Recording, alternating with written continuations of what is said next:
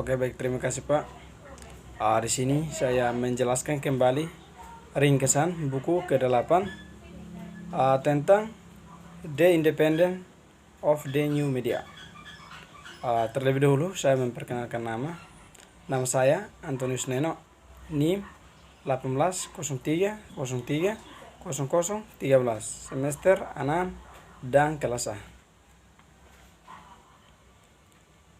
Seperti yang sudah diringkas bahwa media berita sejak tahun 1987, surat kabar harian Prancis mengajukan pertanyaan tersebut setiap tahun melalui survei yang dilakukan oleh kantor. Dan hasilnya serupa meskipun sedikit berbeda. Kurang dari separuh orang yang survei menganggap bahwa suatu yang benar-benar terjadi atau hampir terjadi yang diberikan oleh media. Kesalahan terletak pada media itu sendiri, karena sebagian besar responden percaya bahwa jurnalis menjadi sasaran tekanan dari orang kaya dan berkuasa. Oleh karena itu, tidak heran menemukan media baru untuk melawan kepercayaan ini. Menekankan di samping garis editorial mereka yang unik, komitmen mereka yang harus, keputusan mereka yang mengandalkan langganan daripada iklan, dan hubungan yang lebih nyaman dengan para pembaca.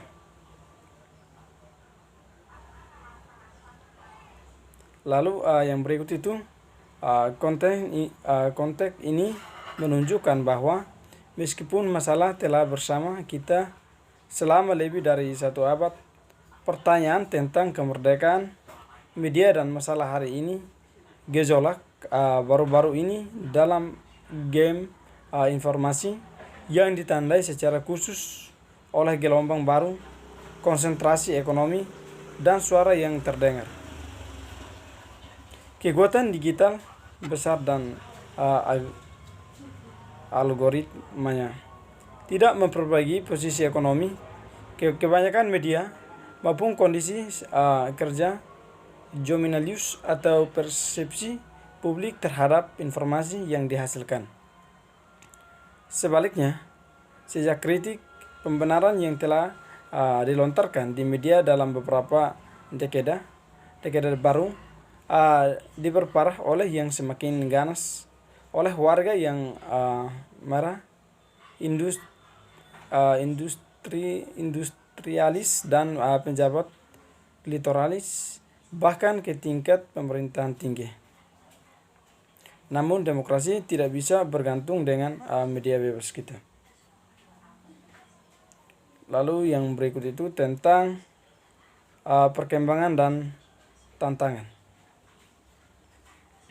Untuk memulai bagian ini, yang melihat bagaimana pertumbuhan baru-baru ini menggaris bawah keperhatian tentang secara media berita didanai dan sedih atas perubahan besar musik sumber daya keuangan yang dapat dilihat dan media online di Prancis. Di banyak negara, pers di Prancis sebagian besar dibayar melalui dua pelengkap. Di situ sisi publikasi dijual pembaca, sementara di sini lain halaman pemasaran dijual ke hektar. Sudah mulai berlaku secara online, menjadi undang-undang bahwa pada saat yang sama, bagaimanapun mengurangi pengeluaran,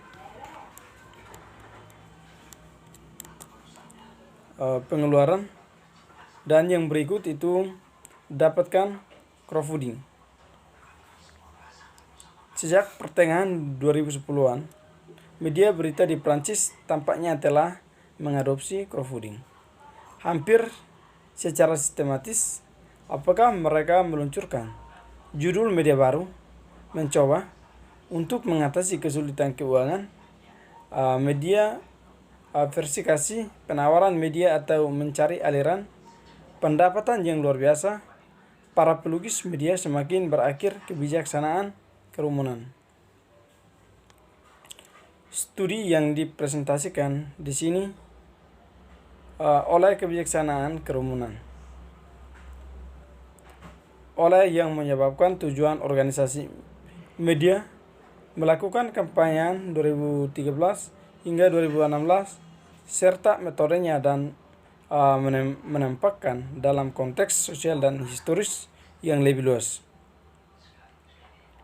Mulai dari abad awal, K2 Pers mulai mempekerjakan jurnalis profesional dan menjadi industrinya sendiri pada kuartal terakhir abad ke-19 dan menugaskan diri sendiri misi pelaporan yang buruk daripada menulis berbasis untuk mempengaruhi publik. Sejak saat itu, isu biaya yang menjadi sumber pendapatan dan kepemilikan modal semua aset di bawah sini, ini yang penulis pakai dibuat. Yang berikut itu memberikan kontribusi signifikan bagi komunitas dan media independen. Yang merupakan tandingan dari sebelumnya, Michael menganalisis busur komentar dan media independen menggunakan crowdfunding atau tidak berbeda dengan Prancis. Meskipun media menghadapi krisis ekonomi serupa, ada sangat sedikit orang yang telah melakukan kampanye. Crowdfunding tidaklah mengherankan jika media publik atau swasta besar tidak melakukannya. Namun yang lebih mengejutkan bagi masyarakat dan media independen yang merupakan subjek dari 60 ini menjadi partisipasi serta mereka menghasilkan atau merangsang. Lalu yang berikut itu tentang masalah sosial, ekonomi, moderasi komentar di situs web berita Prancis. Keyakinan bersama yang telah lama bersama pada nilai-nilai positif dan inklusif dari ekspresi online telah menghasilkan Prancis dan negara-negara lain dalam pembentukan sistem partisipasi online di mana-mana media telah melaporkan peran penting. Banyak dari sistem ini, seperti ruang komentar pada artikel, pembuatan formulir blog, oleh surat kabar harian, regional dan nasional, dan bahkan pengembangan baris editorial yang memperhitungkan opini membaca tersebut untuk waktu yang lama terbatas pada E3 ke bagian editor pers cetak agar terlihat online dalam semua keragaman, namun dibutuhkan tangan lainnya yang tak terlihat agar ini bisa terjadi. Tangan itu memiliki moderator komentar. Terbebani dengan cepat oleh cakupan pemerintahan dan sumber daya yang diperlukan untuk melakukannya. Media menutup penjualan mereka dan mengubah pekerjaan ini menjadi spesialis di Prancis, moderat di pasar, dialog politik, dan di mana hanya 3 perusahaan yang buka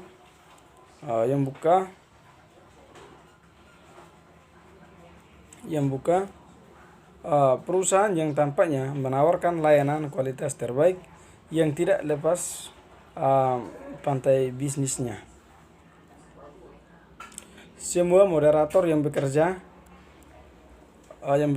yang tidak lepas pantai bisnisnya, semua moderator bekerja di Prancis, yang berarti mereka lebih tahu tentang konteks budaya dan masalah terkini dan memiliki kondisi kerja yang lebih baik. Beberapa bulan setelah serangan teroris di Paris pada 13 November 2015 yang mengakibatkan 130 kematian, para peneliti mengumpulkan data mereka dalam tahap. Mereka melakukan wawancara semi terstruktur dengan karyawan dari berbagai tingkatan hierarki, dari moderator hingga CEO. Mungkin hanya ini saja, Pak.